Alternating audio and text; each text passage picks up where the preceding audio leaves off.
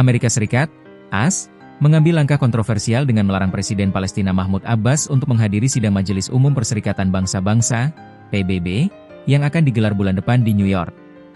Pemerintahan Presiden Donald Trump, seperti dilansir Reuters dan Al Arabiya, Sabtu, 30 Agustus 2025, telah menolak dan mencabut visa untuk para pejabat Organisasi Pembebasan Palestina, PLO, dan Otoritas Palestina, yang berbasis di tepi barat, menjelang sidang umum PBB karena telah merusak prospek perdamaian. Seorang pejabat Departemen Luar Negeri Amerika, yang enggan disebut namanya, mengatakan bahwa Abbas dan sekitar 80 warga Palestina lainnya terdampak oleh keputusan yang diumumkan pada Jumat 29 Agustus waktu setempat. Abbas telah merencanakan perjalanan ke New York untuk menghadiri sidang umum PBB tingkat tinggi yang digelar secara tahunan di markas besar PBB di Manhattan, New York, Amerika. Tahun ini, sidang umum PBB akan digelar pada September mendatang. Abbas juga dijadwalkan menghadiri pertemuan puncak yang digelar oleh Prancis dan Arab Saudi, di mana Prancis, Inggris, Kanada, dan Australia telah berjanji untuk secara resmi mengakui negara Palestina. Kantor Abbas mengatakan pihaknya terkejut dengan keputusan Amerika menolak dan mencabut visa tersebut. Ditegaskan bahwa keputusan semacam itu melanggar Perjanjian Markas Besar, PBB. Berdasarkan Perjanjian Markas Besar, PBB tahun 1947, Amerika secara umum diwajibkan untuk mengizinkan akses bagi para diplomat asing ke markas PBB di New York.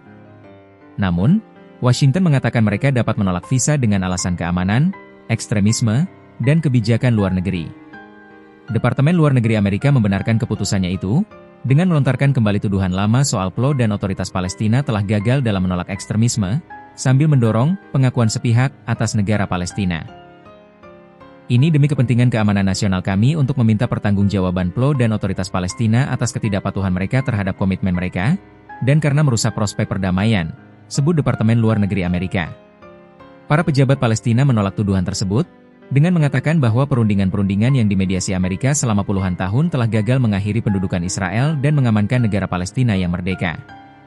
Dikatakan Departemen Luar Negeri Amerika bahwa mereka mendesak PLO dan Otoritas Palestina untuk secara konsisten menolak terorisme, termasuk serangan Hamas terhadap Israel pada 7 Oktober 2023. Abbas, dalam surat kepada Presiden Prancis Emmanuel Macron pada Juni, mengecam serangan Hamas dan menyerukan pembebasan sandera. Departemen Luar Negeri Amerika juga menambahkan bahwa mereka terbuka untuk kembali terlibat jika Otoritas Palestina PLO memenuhi kewajiban mereka dan secara nyata mengambil langkah konkret untuk kembali ke jalur kompromi yang konstruktif dan hidup berdampingan secara damai dengan negara Israel. Lebih lanjut, Departemen Luar Negeri Amerika mengatakan bahwa misi Palestina untuk PBB, yang terdiri atas para pejabat yang bermarkas permanen di sana, akan terhindar dari pembatasan tersebut.